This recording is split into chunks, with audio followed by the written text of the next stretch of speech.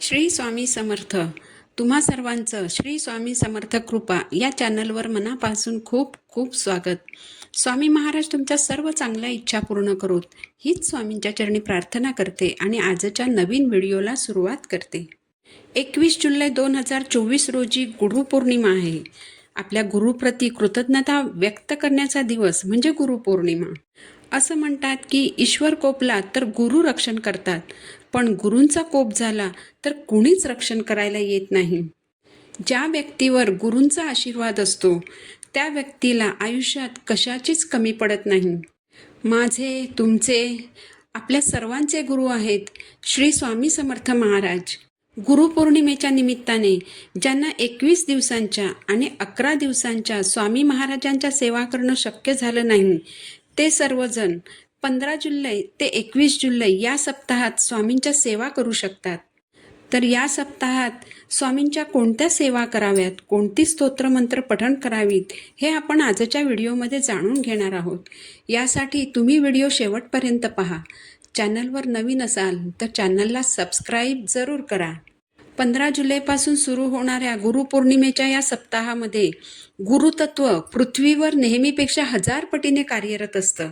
या काळामध्ये जर आपण आपल्या गुरूंच्या सेवा केल्या तर त्याचं आपल्याला 1000 पटीने जास्त फळ मिळणार आहे. या सप्ताहामध्ये जर आपण संकल्प करून आपल्या गुरूंच्या सेवा केल्या तर आपल्या इच्छा लवकर फलद्रूप होतात. आपण संसारिक माणसं आहोत. आपल्याला खूप अडचणी असतात, जसं की नोकरी मिळत नाही, विवाह जमत नाही, संतान प्राप्ती होत नाही, मुलं अभ्यास करत नाहीत, कर्जाचा डोंगर झाला आहे, पैसा घरात टिकत नाही.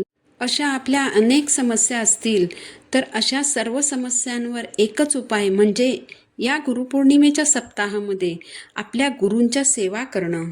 गुरुपौर्णिमेच्या या सप्ताहामध्ये तुम्ही स्वामींची कोणतीही एक जरी सेवा केलीत तरी त्याचं 1000 पटीने फळ स्वामी तुमच्या झोळीत टाकतील. 15 जुलैपासून आपल्याला या सेवांना सुरुवात करायची आहे. या सेवा आपल्याला संकल्प करूनच करायच्या आहेत, कारण संकल्प करून सेवा केल्याने ती सेवा शीघ्र फलदायी ठरते. संकल्प केल्याने आपल्या मनाचा दृढ निश्चय होतो, आपण सेवेशी बांधले जातो, आपण नियम पाळून मनोभावे सेवा करतो आणि त्या सेवा आपण पूर्णत्वाच नेतो. यासाठी देवघरासमोर बसायचं, उजव्या हातात थोडंसं पाणी, एक फूल, हळद कुंकू, थोडे तांदूळ घ्यायचे, आपलं नाव आणि आपलं गोत्र सांगायचं आणि महाराजांना आपली इच्छा सांगायची. कुठली समस्या असेल, विवाह समस्या असेल, आर्थिक समस्या असेल, संतानविषयक समस्या, नोकरीविषयक समस्या, कुठलीही समस्या असेल ती स्वामींना सांगायची आणि या समस्यांचं निवारण व्हावं म्हणून मी गुरुपौर्णिमेच्या या सप्ताहामध्ये तुमची अमुक एक सेवा करणार आहे हे महाराजांना सांगायचं. माझ्याकडून सेवा पूर्ण करून घ्या आणि माझी इच्छा पूर्ण करा अशी स्वामींना प्रार्थना करायची. हातातलं पाणी ताम्हणामध्ये सोडून द्यायचं. गुरुपौर्णिमेच्या या सप्ताहामध्ये तुम्ही कोणकोणत्या सेवा करू शकता? स्वामी महाराजांची सर्वात महत्त्वाची सेवा म्हणजे स्वामी चरित्र सारामृत या ग्रंथाचं पारायण करणं. तुम्ही रोज 1 पारायण, याप्रमाणे 7 दिवसात 7 पारायण करू शकता. तुम्ही 5 पारायण करू शकता, 3 पारायण करू शकता किंवा अगदी 1 पारायण देखील करू शकता. रोज 3 अध्याय वाचायचे. 7 दिवसात आपलं 1 पारायण पूर्ण होतं. यानंतरची दुसरी सेवा म्हणजे नामस्मरण करणं. नामस्मरणात खूप ताकद आहे. कित्येकांच्या कित्येक अडचणी ह्या केवळ स्वामींच्या नामस्मरणाने दूर झाल्या आहेत. जेवढं जास्त आपण स्वामींचं नामस्मरण करतो तेवढे जास्त आपण स्वामींच्या जवळ असतो. नामस्मरणासाठी कोणताही काळ किंवा वेळ याचं बंधन नाही. तुम्ही तुमची घरातील कामं करता करताच स्वामींचं नामस्मरण करू शकता.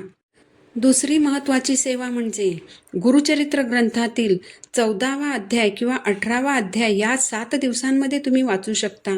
दोन्ही अध्याय वाचले तर अतिशय उत्तम, पण नाही जमलं तर 2 पैकी 1 अध्यायाचं तरी नक्की पठण करा. तुम्ही संक्षिप्त गुरुचरित्राचं पारायण करू शकता. या ग्रंथामध्ये 7 अध्याय असतात, तर तुम्ही 7 दिवसात 7 अध्याय वाचू शकता. 7 दिवस तुम्ही रोज 1 श्लोकी गुरुचरित्राचं पठण करू शकता. याबरोबरच कालभैरवाष्टक तुम्ही वाचू शकता. रोज 1 वेळा वाचू शकता किंवा रोज 11 वेळा वाचू शकता. कालभैरवाष्टक हे स्तोत्र शत्रुपीडा दूर करण्यासाठी अतिशय प्रभावी मानलं जातं. रोज 1 वेळा तुम्ही व्यंकटेश स्तोत्राचं पठण करू शकता. दत्त महाराजांचा कोणताही मंत्र तुम्ही म्हणू शकता.